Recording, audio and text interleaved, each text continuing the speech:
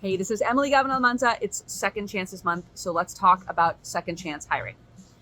So first of all, there's a huge bias in this country against hiring people who have criminal records or who've been incarcerated, which is bonkers because at this point, American mass incarceration is so widespread that about 1 out of 2 people you meet have had a loved one locked up. Yet about 80% of jobs are behind the firewall of a background check, meaning that people who have been through that criminal court process are much less likely to be able to find gainful employment and get on their feet. One study actually showed that 27% of formerly incarcerated people were unemployed.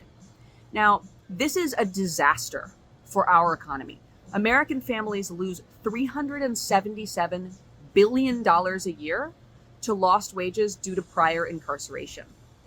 Obviously, it's also terrible for recidivism because people who are able to find gainful employment and feed their families are less likely to be rearrested in the future.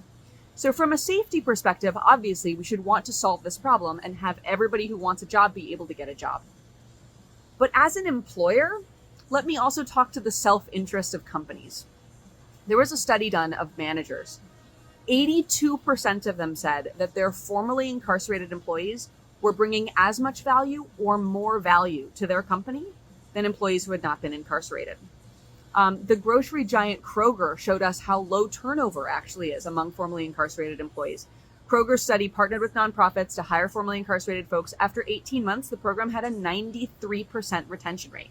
In other words, people with records and formerly incarcerated people are doing amazing things at work and they're not leaving their jobs. Any manager would be incredibly lucky to have someone like that on their team.